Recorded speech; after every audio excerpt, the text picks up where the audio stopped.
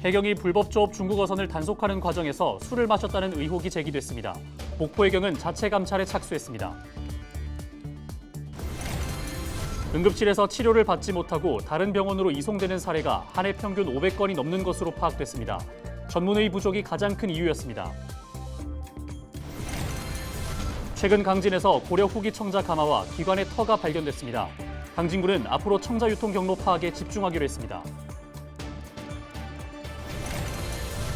나주 빛가람 혁신도시가 공공기관 이전 효과를 톡톡히 보지 못하고 있습니다.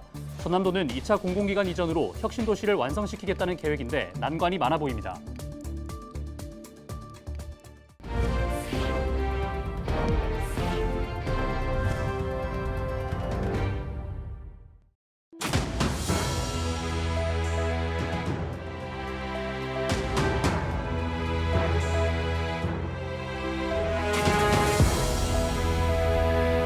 시청자 여러분 안녕하십니까? 헬로티비 전남뉴스입니다. 목포 해경이 불법 조업 중국 어선을 단속하던 과정에서 대원들이 술을 마셨다는 의혹이 제기돼 자체 감찰에 나섰습니다. 목포 해경은 지난 3월 21일 신안군 홍도 인근 해상에서 불법 조업에 나선 중국 어선을 단속한 뒤 대원 3명이 조타실에 있던 술을 마시고 동료 직원을 폭행했다는 내부 고발이 접수돼 조사에 착수했다고 밝혔습니다. 당사자로 지목된 A 직원은 물인 줄 알고 한 모금 마셨고 나머지 2명은 술을 마신 적이 없다 증언하는 등 관련 의혹을 부인하고 있는 것으로 알려졌습니다. 응급실에 곧장 들어가지 못하고 다른 병원으로 다시 이송되는 사례가 광주와 전남에서 한 해 500건이 넘는 것으로 나타났습니다. 더불어민주당 최혜영 의원이 소방청에서 받은 자료를 보면 지난해 119 구급대 재이송 건수는 광주가 131건, 전남은 378건으로 집계됐습니다. 2018년부터 최근 5년 동안은 광주가 755건, 전남은 1,833건으로 연간 500건이 넘는 것으로 조사됐습니다. 재이송 사유를 보면 전문의 부족이 778건으로 가장 많았고 병상 부족과 의료 장비 고장, 환자와 보호자 변심이 뒤를 이었습니다. 최근 강진에서 고려 후기에 운영했을 것으로 추정되는 청자 가마와 이를 관리 감독했던 기관의 터가 발견됐습니다. 강진군은 이런 성과를 토대로 앞으로 청자 유통 경로를 파악하는 발굴 작업에 집중하기로 했습니다. 보도에 송하영 기자입니다. 깊은 웅덩이 속 모습을 드러낸 청자 접시. 한 곳에 모아보니 깨진 부분을 제외하곤 전통 문양과 특유의 비추색 빛깔이 선명히 남아 있습니다. 지난달 25일 강진 대구면의 고려청자 요지에서 발굴된 유물입니다. 이와 함께 현장에서는 고려 후기 청자 가마와 생산 과정을 감독했던 기관의 터 4곳도 함께 발견됐습니다. 이번 발굴 조사에서는 강진의 고려 청자 생산 체제가 고려 중기를 지나 14세기까지 지속됐다는 점이 밝혀져 큰 성과로 나타났습니다. 이 기하 건물지를 고려 시대에 청자 가마터 주변에 넣었다라는 것은 고려 시대의 국가 산업 단지로서 주력 산업으로서 이 청자 요지를 운영했다라는 것을 보여주는 가장 큰 대표적인 증빙 자료라고 할 수 있겠습니다. 강진군이 고려 청자 요지 발굴 조사를 시작한 건 지난 2019년. 최근까지 5번에 걸쳐 조사가 진행됐는데 발굴 조사가 완료된 건 180여 곳 가운데 16곳에 불과합니다. 강진군은 오는 2028년까지 나머지 가마터에 대한 발굴 조사를 추가로 이어간다는 계획입니다. 특히 해안가로 이어지는 가마터를 집중 발굴해 고려 후기 청자의 이동 경로나 해외 수출 가능성에 대해서도 확인할 예정입니다. 바닷가 쪽 미산 포구를 종점으로 점차 청자의 발전 과정에 따라서 발굴을 해나갈 예정입니다. 강진군은 이번 발굴 조사를 통해 확인된 유물에 대해 앞으로 2년 동안 정밀 분석을 진행할 방침입니다. 또 이 같은 성과를 토대로 세계 도자기 엑스포 유치와 세계 문화유산 등재에 도전할 예정입니다. 헬로티비 뉴스 송하영입니다. 전남 대표 공공기관 유치 권역인 나주 빛가람 혁신도시는 인구가 4만 명을 넘기지 못하고 있습니다. 정주 여건이 불안정해 나홀로 이주한 직원이 전국에서 2번째로 많은데요.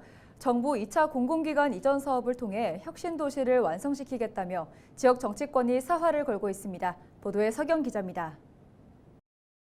1차 공공기관 지방 이전 당시에 한전을 비롯해 에너지 관련 기관들이 이주한 전남 나주 빛가람 혁신도시. 나주 혁신도시 인구는 지난해까지 4만 명을 넘기지 못한 채 3만 9천 명 선에서 답보 상태를 보이고 있습니다. 나주로 이전한 공공기관 직원 가운데 절반에 가까운 42%가 가족은 수도권이나 다른 지역에 머물게 하고 자신만 홀로 이전했기 때문입니다. 나홀로 이주는 전국에서 두 번째로 많은 수치입니다. 주변 상가 공실률도 70%에 달하고 있어 세수 확보와 지역 경제 활성화 측면에서도 낙제점이라는 분석입니다. 1차 공공기관 이전 규모가 충분하지 않고 정주 여건 개선이 이루어지지 않아 효과를 거두지 못하고 있다는 평가가 나오는 이유입니다. 지역에 산재한 많은 자원들을 하나로 모아내고 산업으로 발전시키는 허브 역할을 공공기관이 해줘야 결국 균형 발전도 이루어집니다. 다른 시도와 연계해서 더 빨리 더 많은 기관들이 이전할 수 있는 분위기를 만들어야 하고요. 전남 지역 유치 대상은 농수협 중앙회와 지역 난방공사, 한국공항공사 등입니다. 농어업과 에너지 분야 공공기관을 추가 유치해 1차 이전된 공공기관과의 시너지 효과를 높이겠다는 보관인데 유치 활동은 녹록지 않습니다. 수도권에 집중돼 있는 본사를 전남으로 옮기는 만큼 본사 임직원들의 반대가 큰 상황이기 때문입니다. 여전히 이제 수도권에 머물러 있는 임직원들의 어떤 의사가 강하니 좀 반대 여론이 좀 있습니다. 그런데 이제 최근에 거론되고 있는 산업은행의 이 부산권 이전과 맞물려서 호남권에도 그에 걸맞는 기관 이전이 필요하다. 특히 금융기관의 이전이 이런 생각을 가지고 있습니다. 최근 충북 지역에서는 2차 공공기관 지방 이전 시 인구 감소 지역으로 우선 이전할 것을 촉구하기도 했습니다. 인구 감소가 국가적인 문제로 대두되면서 지역 소멸 위기가 커지고 있기 때문입니다.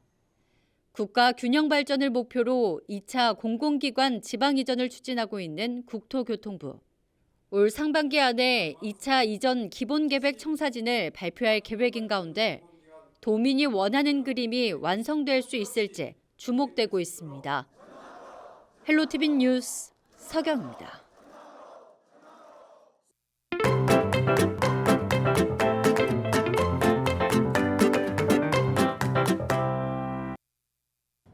외식 물가 오르는 속도가 심상치 않습니다. 직장인들은 물론이고 주머니 사정이 팍팍한 대학생들은 그야말로 허리띠를 졸라매고 있습니다. 하지만 줄이고 줄여봐도 밥 한 끼 먹는 게 녹록지 않습니다. 대학가 밥상 물가 이정하 기자가 밀착 취재했습니다. 21살 대학생 안채영 씨가 학교 앞 식당을 찾았습니다. 파스타와 리조또, 양식 메뉴 가격선은 8,000원에서 최대 10,000원입니다.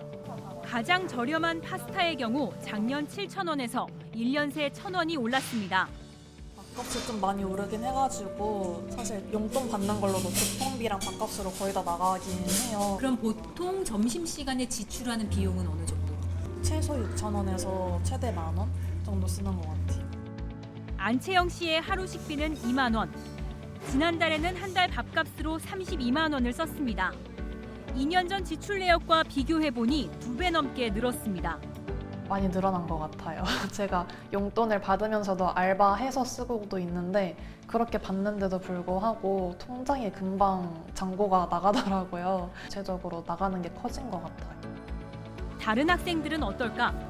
거리로 나가 용돈과 하루 식비 지출이 얼마인지 물었습니다. 식비로 하루 10,000원에서 2만 원을 지출한다는 응답이 가장 많았습니다. 한 달로 치면 최소 30만 원에서 최대 60만 원인 셈입니다. 용돈은 30만 원에서 100만 원까지 다양하게 응답한 것을 감안할 때 용돈의 절반 이상을 밥값으로 쓰거나 용돈만 갖고는 밥값 충당이 안 되는 겁니다. 불과 2년만으로도 충분히 많이 올랐다고 느껴져가지고 부담스럽게 느껴지긴 해요. 식비로 부담하는 정도가 얼마 정도예요? 네, 저는 한 80% 식비라고도 봐도 될 것 같아요. 80% 정도를 식비로 쓰는 것 같습니다. 네, 많이 부담이 됩니다. 좀 어떻게 그러면은 좀 해결을 하는 편이에요? 그냥 아껴가지고. 학생들의 얇은 지갑 사정을 달래주는 건 학생 식당입니다. 이른바 1,000원의 아침밥. 지금 시간이 오전 8시 20분 정도인데요. 저는 되게 오랜만에 보는 이 대학교 학생 식당의 풍경인데 1,000원으로 아침밥을 해결할 수 있다는 장점에 이렇게 매일 아침마다 많은 학생들이 학생 식당을 찾습니다. 하얀 밥과 양배추쌈, 제육볶음까지 학생들이 좋아하는 반찬으로 한 상이 차려졌습니다. 저도 식권을 구매하고 학생들과 같이 아침밥을 먹어봤습니다. 1,000원에 먹을 수 있는 가장 큰 장점? 좋은 점? 이게 좀 좋은 거 같아요. 일단 가격이 교통비도 많이 들고 식사비도 요즘에 10,000원대여가지고 되게 비싼데 1,000원으로 든든하게 아침을 먹을 수 있다는 게 장점인 것 같아요. 이 학교 1,000원의 아침밥은 2년 전 처음 도입됐습니다. 한 끼 3,000원인 식사를 정부와 학교가 각각 1,000원씩, 나머지 1,000원은 학생이 부담하게 한 겁니다. 반찬이 4가지가 나오는 건데 이걸 1,000원으로 먹을 수 있는 식당이 사실은 교외에는 찾을 수가 없기 때문에 상당히 매력적입니다. 예. 고공행진 물가 속 대학생들의 하루 끼니를 살펴봤습니다. 대학가에 가면 무조건 싸다는 말도 옛말이 됐습니다. 학생들이 마음 놓고 밥을 먹을 수 있는 일상을 위해 1,000원의 아침밥을 잇는 또 다른 정책적 지원이 필요한 시점입니다. 기자가 간다, 이정합니다.